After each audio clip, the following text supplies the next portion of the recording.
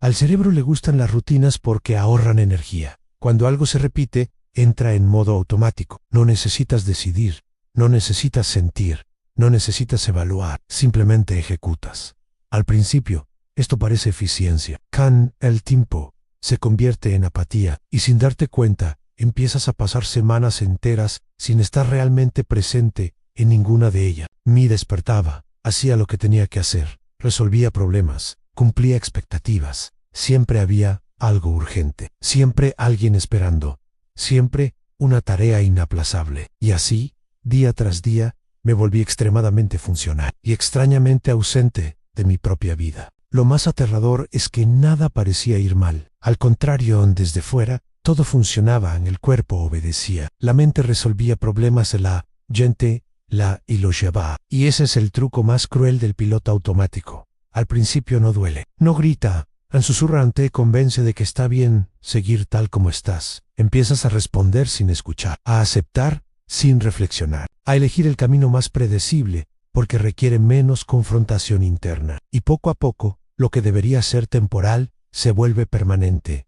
no por decisión, sino por repetición. No recuerdo la mayoría de mis días de aquella época. No recuerdo conversaciones específicas, ni momentos exactos. Se confunden, se convierten en una secuencia de acciones sin textura emocional. Pero recuerdo perfectamente la sensación de estar siempre un poco atrasado en mi propia vida, como si siempre llegara después de que algo importante ya hubiera pasado. Cuando el cerebro está en piloto automático, cambia la profundidad por la velocidad. Te hace creer que avanzar es más importante que cuestionar. Y a medida que avanzas, dejas de hacerte preguntas simples pero peligrosas. ¿Esto todavía tiene sentido para mí? ¿Esto todavía me representa? ¿O simplemente continúo porque ya empecé? Hay un punto silencioso donde dejas de elegir y simplemente empiezas a manteniendo la imagen, manteniendo el ritmo, manteniendo lo que se ha construido, incluso si ya no encaja en ti. Y salirse de eso parece demasiado arriesgado. Después de todo, ya has invertido tiempo, esfuerzo e identidad. El cerebro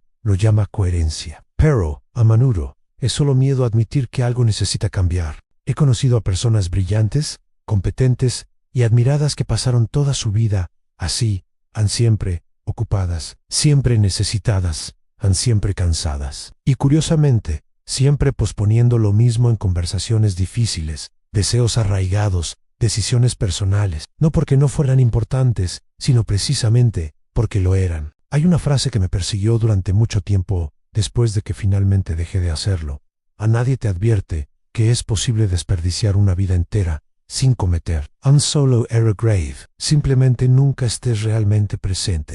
Empiezas a darte cuenta de esto tarde, cuando intentas recordar por qué elegiste ciertos caminos y no encuentras una respuesta clara. Cuando te das cuenta de que algunas decisiones no eran decisiones en absoluto, sino simplemente consecuencias de seguir adelante. Cuando entiendes que avanzar no es sinónimo de vivir. El piloto automático no te roba los grandes acontecimientos, te roba los pequeños en las pausas, las conversaciones sin rumbo, los momentos en los que podrías haber escuchado más, sentido más, dicho menos de lo esperado y más de lo cierto. Te convence de que todo eso puede esperar y lo crees, hasta que un día algo rompe el flujo. No tiene por qué ser una tragedia. A veces es un momento demasiado común como para parecer importante. Un silencio prolongado, noticias médicas presentadas con excesiva cautela, una mirada al espejo que se prolonga más de lo habitual. Y de repente, te das cuenta de que llevas años funcionando, pero no sabes por qué. Esta comprensión no llega como desesperación, llega como claridad. Y la claridad, cuando llega, es imposible de ignorar. Fue entonces cuando comprendí algo que nadie me había explicado antes.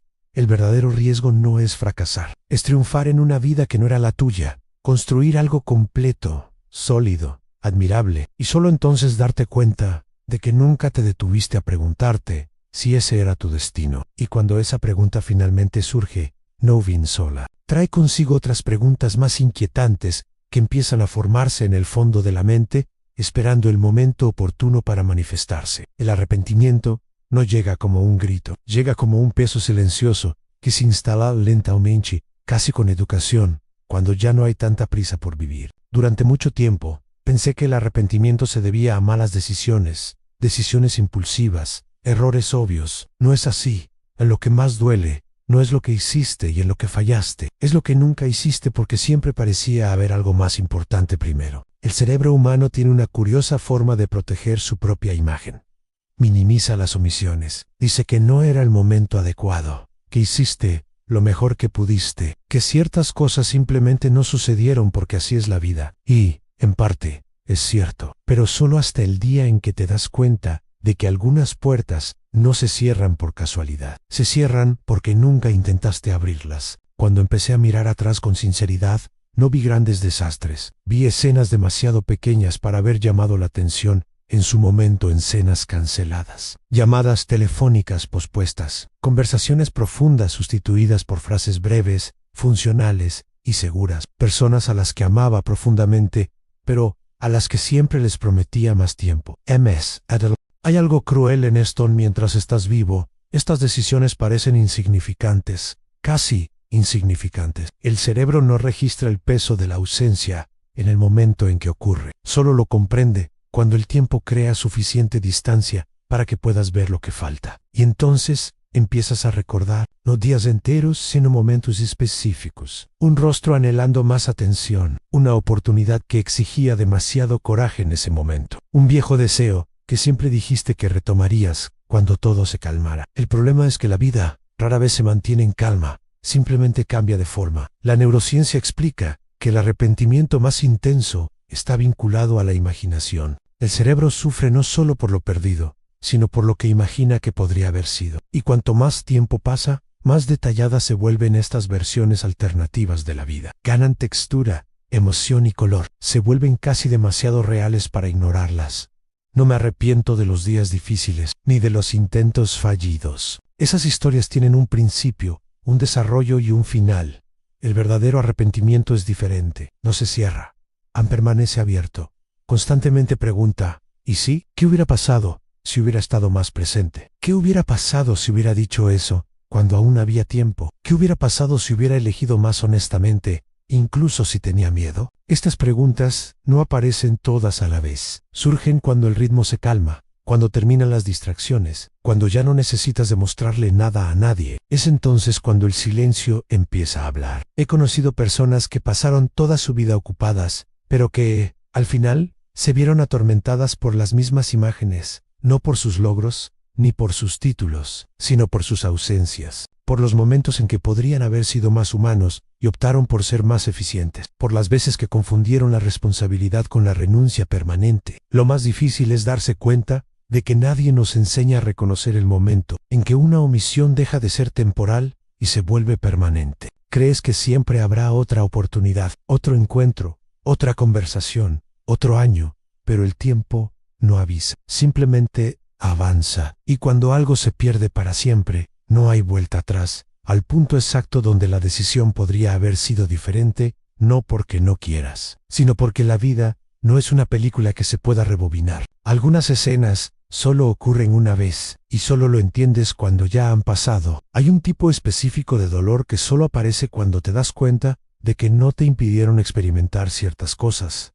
Simplemente elegiste no vivirlas. No por malicia, no por falta de amor, sino por costumbre, por miedo, porque sentiste que aún no era el momento adecuado. Este dolor no es desesperante, y precisamente por eso es tan difícil de ignorar. Fue en ese momento que algo dentro de mí empezó a cambiar irreversiblemente, porque cuando reconoces que el mayor costo de la vida reside en las omisiones, surge una pregunta inevitable, una que ya no admite distracciones. Si tantas cosas importantes se han pospuesto, ¿qué pasa cuando él después simplemente nunca llega? El tiempo no te avisa formalmente. No llega con una carta, una notificación, ni un sonoro último aviso. Se acumula en silencio. Y lo más cruel es que, cuando finalmente te das cuenta, casi siempre lleva ocurriendo mucho tiempo. Solía pensar que la vida cambiaba por los grandes acontecimientos, un accidente, una pérdida, un punto de inflexión. Pero la verdad es que el cambio más profundo ocurre cuando algo cotidiano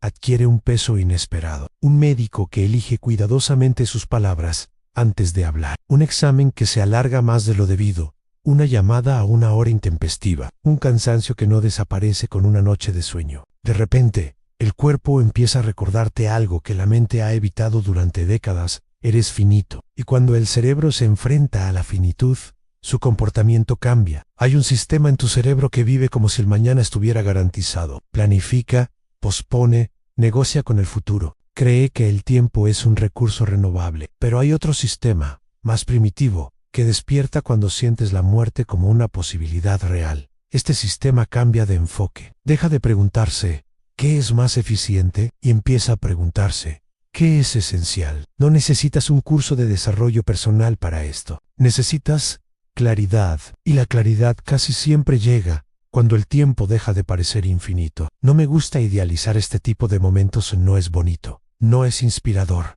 es brutal. Porque en cuestión de segundos, comprendes que mucho de lo que ocupa tu tiempo es reemplazable, que mucho de lo que llamas urgente es solo ruido, y que ciertas cosas que considerabas opcionales eran, de hecho, la vida misma. Hay un detalle curioso en esto. Cuando te das cuenta de que el tiempo apremia, el mundo no cambia, la gente no cambia, las facturas siguen llegando, las exigencias siguen llegando, pero tú cambias por dentro. Y ahí es donde nace el conflicto más difícil de todos, porque no es externo, es moral. Empiezas a preguntarte por qué dedicaste tanto tiempo a impresionar a personas que no estaban realmente presentes en tu vida. ¿Por qué aceptaste obligaciones que te quitaban energía y las llamaste madurez? ¿Por qué pospusiste tanta alegría como si fuera un premio que solo merecías después de sufrir lo suficiente? Y entonces llega una revelación que duele de otra manera.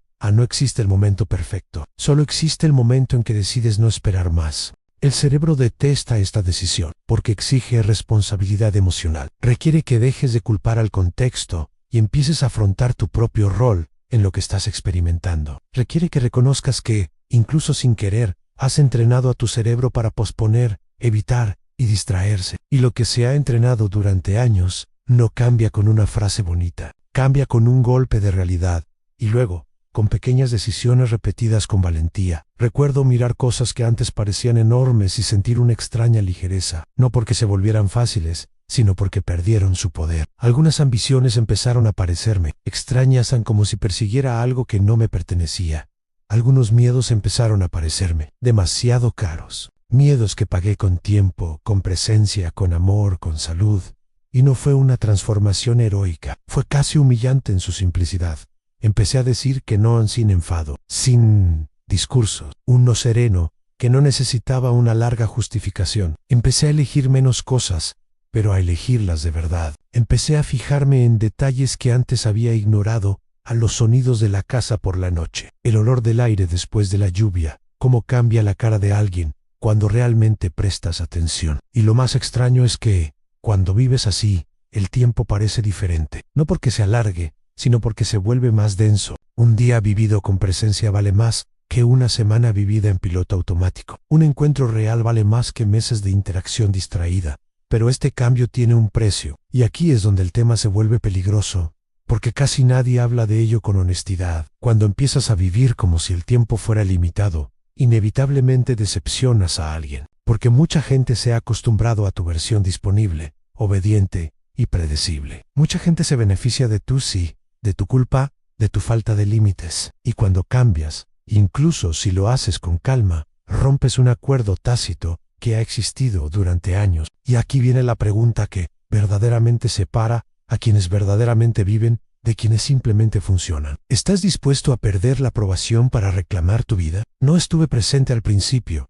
Quería negociar, quería cambiar sin causar problemas, quería mantener todas mis expectativas y seguir viviendo con honestidad. It's impossible. La vida real exige decisiones, y las decisiones exigen sacrificios en siempre, pero hay una razón por la que sigo hablándote ahora, a los 74, con esta sensación de urgencia contenida, porque hay un momento específico en el que comprendes que el tiempo no solo pasa, se está cobrando su precio, y cuando exige un pago, no lo exige en dinero, lo exige en personas, en oportunidades, en versiones de ti mismo, que nunca existirán si sigues posponiéndolas. Podría terminar aquí con un buen consejo, pero sería cobarde, porque lo más importante, lo que realmente cambia a alguien, no está en la idea de vivir con presencia. Está en el instante en que te das cuenta de lo que ya se perdió mientras creías que aún tenías tiempo. Y necesito contarles cómo fue ese momento para mí, porque fue entonces cuando comprendí que algunas ausencias no traen aprendizajes, traen